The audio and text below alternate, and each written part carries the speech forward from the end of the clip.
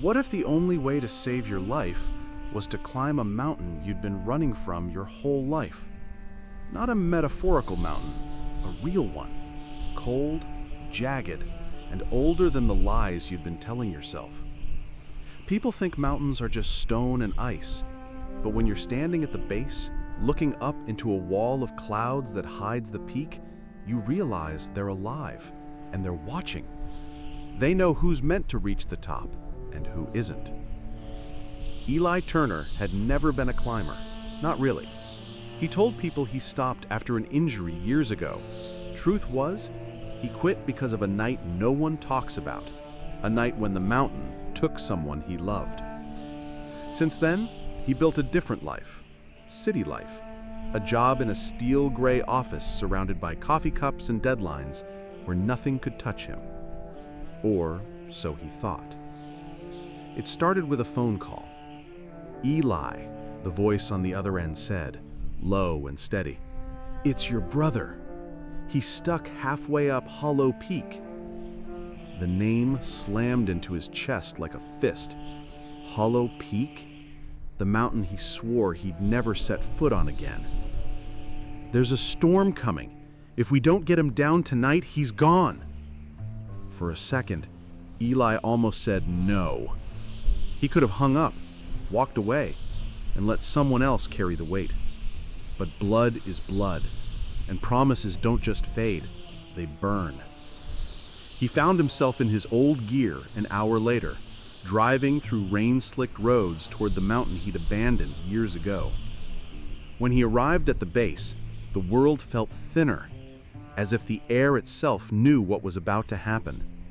Hollow Peak towered above him, its ridges sharp as broken glass, the summit lost inside a crown of black clouds. His boots crunched on the frostbitten ground, the cold bit through his gloves. Every step toward the trail felt like walking back into a nightmare. Halfway up, the wind began to scream. Not howl, scream, like the mountain was trying to warn him away. Snow whipped sideways into his face. His hands went numb on the rope. But every time he thought about turning back, he saw his brother's face in his mind, pale, shivering, waiting for someone who might never come. By the time Eli reached the ledge, the light was dying. Shadows bled across the snow. His breath came in ragged bursts. And there, slumped against the rock, was his brother. But something was wrong. His brother's eyes weren't filled with relief. They were wide, almost afraid. "You shouldn't have come," he rasped. Before Eli could answer, the rope under his feet went slack. A snap echoed in the dark. Then the ledge shifted. The mountain wasn't just a climb. It was a trap. The same storm that had trapped his brother was about to take them both. A cornice of snow above them cracked and groaned, ready to fall. In that split second, Eli understood.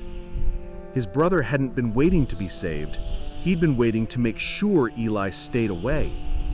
But Eli was already here, and if he left now, he'd carry that shame for the rest of his life. He shoved his brother's arm over his shoulder. The mountains seemed to fight them every step, sending gusts of wind so strong they staggered sideways. Rocks broke loose under their boots. The snow above them shuddered like a living thing.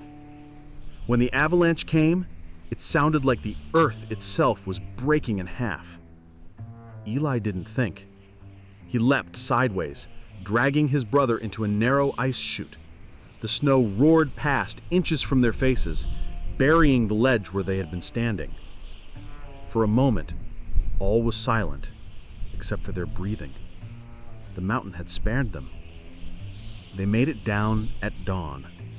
The sky was pale gold, and the peak was quiet, as if pretending it hadn't tried to kill them hours before. Eli didn't thank the mountain. He didn't curse it either. Some things are too big for words. What he did understand was this: climbing had never been about reaching the top. It was about deciding to take the first step, even when the thing you're facing is the same thing that once broke you.